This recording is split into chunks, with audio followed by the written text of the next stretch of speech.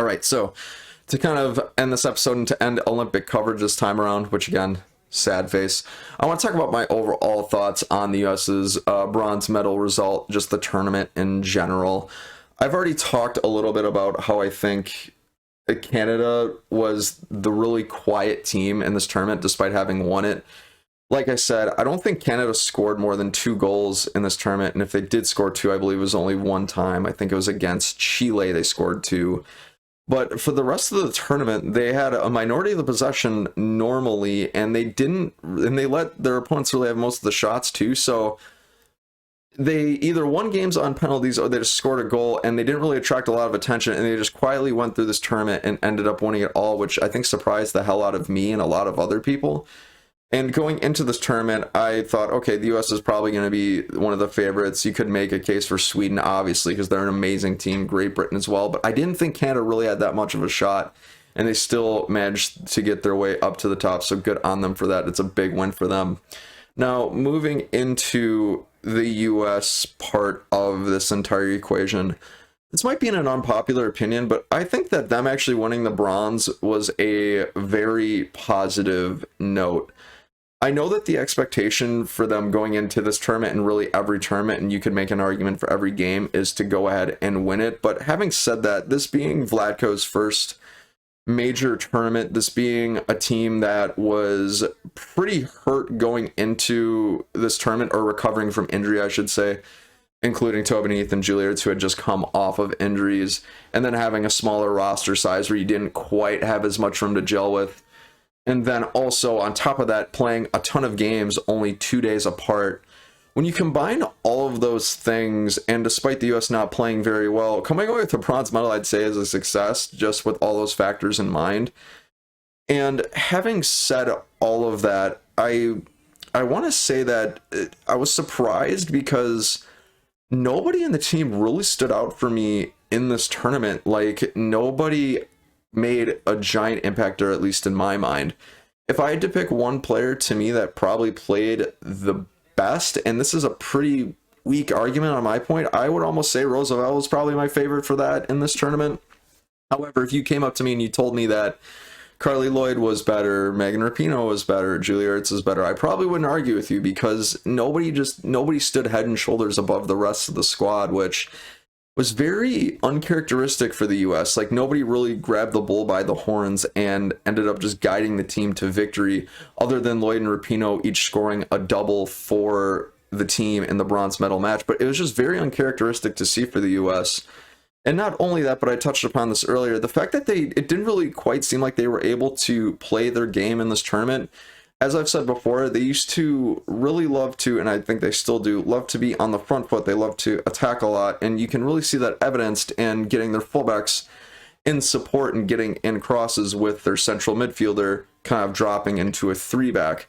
But they weren't able to really do that often this tournament, and I don't know if it's just because their opponents had played really, really well, which I would argue that's probably the reason, or if they just ended up changing the game plan before they went to this tournament, which that could be too. I'm going to go with the former on this one. But anyways, when you change the plan, or if other teams are playing really, really well, it's like, wow, since the plan went to hell in that case, I think it really discombobulated them to some extent. I don't think that they got as many clear-cut chances as they're used to having. Sprinkle in a few times of hitting the bar and the post, and that kind of hurts confidence as well. So take that for what you will. But other than that, I want to say that the other thing that really stuck out to me was the 10 goals disallowed that they had due to being offside.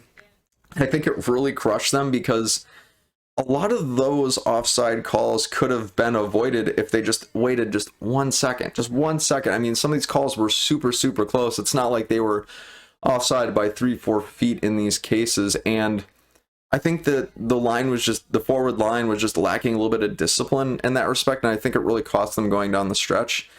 I think they were disallowed more goals than they actually scored in this tournament. Let me do some mental math. Actually, no, they scored more goals than they were disallowed. But anyways, the fact that it was that close and the fact that they got to double digits in that respect was pretty uncharacteristic for them. Having said that, I have to give it to them. In the last 2 matches, they were only offside twice. So take that for what it's worth. I think it improved as the tournament went on down the stretch, but in the group stage, it was pretty bad leading into the knockout rounds. So I don't know what the future of the team is going to look like in that respect, but it seems like at least ending the tournament, they got that corrected. But it's still momentum killer overall, especially when you're trying to play in games that you gotta win, like in the quarterfinals when they barely won, and in other group stage matches where that were really, really close, like against Australia. It's just those things matter. Those things matter. Another headline I want to mention before wrapping up the episode is I actually want to give mad props to Lynn Williams in the quarterfinals. Without her stellar performance with the goal and the assist, I don't think the U.S. actually wins that game because Vivianne Miedema was on the warpath, but Lynn Williams has been under a lot of scrutiny from a lot of the fandom, myself included at times, and to see her perform well was just it was really great. It was really nice. I think it was a really excellent moment for her, especially in 2019 when she didn't go to the World Cup and when she was originally an alternate in this case for the Olympics. Seeing her shine and getting her moment, it was just really cool. I support all WOSO players, and if they can perform well, great. And in this case, Lynn Williams' performance against the Netherlands fit that bill. So good on her for that. Really happy she was able to help the U.S. get to the semis, because without her, I don't know if the story would have been the same. Other final thoughts before getting into the end of this episode. It was kind of going back on what I was saying earlier on how nobody in the team really stood out in this case. I want to point out the Mua sisters. I was actually really surprised to see. I thought Sam Mewis was going to have like a much larger impact, right? Like going into this tournament, I was really high on Sam Mewis. A lot of times people, myself included, viewed her as the world's best going into this tournament, and I don't think she really played all that well. Did she play poorly? Absolutely not. But did she play great?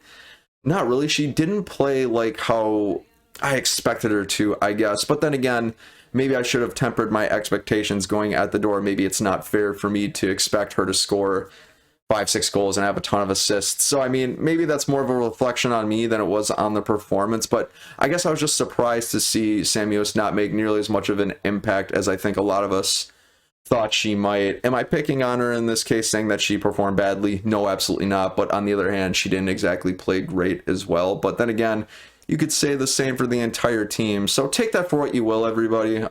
You could say it for a lot of different players. That's just one that stuck out in my mind. And then also Kristie Mewis, with how well Kristie Mewis had been playing in the aggregate of her matches leading all the way back from November to now.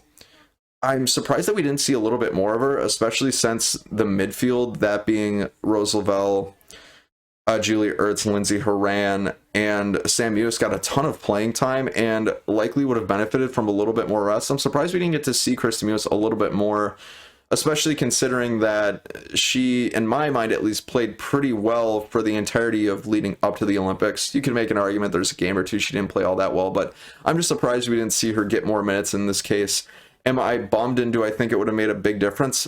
Not sure. We'll never know, but I think that she definitely could have helped the squad in that respect, but everybody will have different thoughts on that. Last thing I'll say before wrapping up the episode, I'm curious to see what the future of the team is going to be like now that a lot of these players are starting to get into the twilight of their careers. Arlo White and Julie Foudy talked a little bit about this at the conclusion of some of these games, but in particular, Megan Rapinoe and Carly Lloyd, those are the two big question marks in my mind in terms of will they retire, will they not. Carly Lloyd, I wouldn't be surprised if she wanted to stick around for the next 2 years until the next World Cup. Megan Rapinoe, I'm not sure what she'll do, and I don't think either of them know at this point either.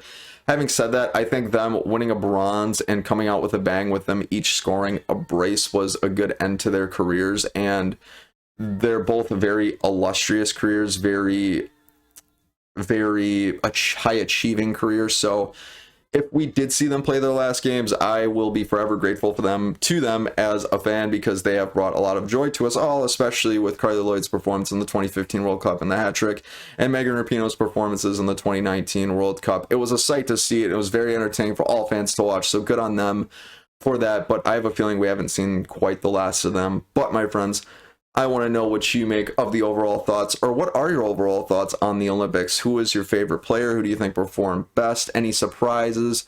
What do you think the future of the team is going to be? Whatever you think, you know where the comment section is. Let me know.